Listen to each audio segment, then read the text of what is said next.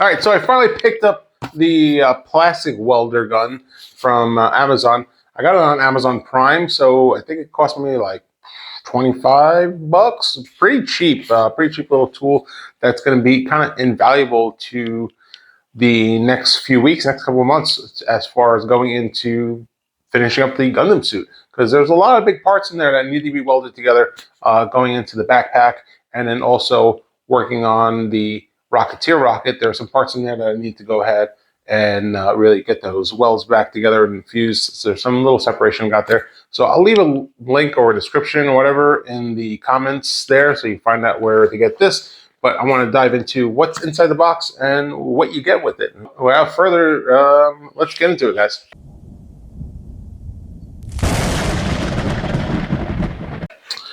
All right, here we go. This is first time opening this up, so it's pretty cool. We got case here. Watch the glare on the light there. Oh, what's this? Looks like some kind of mesh thing, some pad. There's a whole bunch of stuff here. That's interesting. What else we got here? Oh, these plastic tubes, beads. Hopefully there are some instructions in here to explain this. All right, so I got the box out of the way. There we go. Plastic welding gun instructions. Good. Explains something. All right. Flip that open.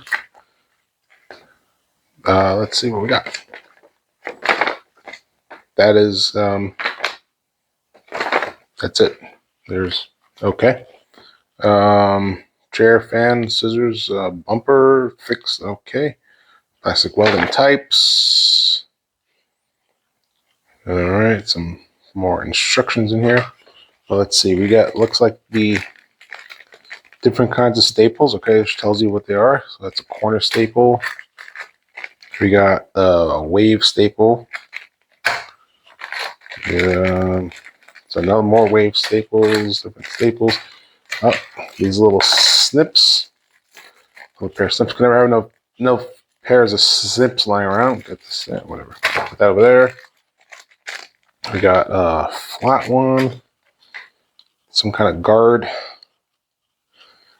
Figure that out. Not really a lot of information here. We got a separate one here for more staples. So they definitely give you a lot of staples to work with. Flat staples, and then here is the basically a welding heat gun. Let's see. Let's just turn it on. Locks in, I guess. All right, so we'll put this aside. All right, so here we have is one of the parts to my Rocketeer rocket. As you can see, I already put some of these staples in. I'm going to show it to you really quick on how quick it is to use this gun. The Rolowski, what is this? Is it Russian? Maybe it's Russian. Okay. We're going to stick the staples in. Here's the staples. There's the prongs right there. Just stick them in. There's two little holes for the prongs. Get them in the camera there.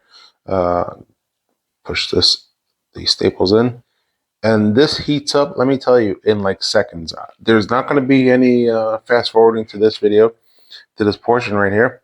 So I'm going to just a quick click on the button here. There's a little light that lights up right that. So we're going to do a quick second. 1, 2, 3. There you go. Let it cool down and pull it off. And that's it, guys. That's how you put the staple in. And then you have these snips that come with them. You go ahead and just cover it so you don't poke your eye out. Take off the ends of the staples. And supposedly they're supposed to be able to break off. I wasn't able to do these because I think I just pushed the staple in a little too deep. So let's try to do it with these over here. They're supposed to be able to snap right off, but I don't want to do any damage to the part. So we can just go ahead and keep doing those snips. And then it gives you with a flat piece. So it comes with this flat part. You plug that into this. And again, look, I'm doing using bare hands because this thing only heats up as you push the button in, you pull the trigger. So we're going to slide this in like so. And then all this part that was done here was done with the gun here. So again, I'm going to pull the trigger and then just we're going to flatten out these parts that have had that fill in.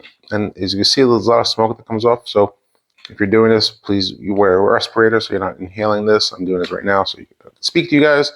But there it is. That's it. I'll just go ahead and get a Dremel and grind these sharp parts off. You can see the sharp parts in there, but otherwise, this is in here.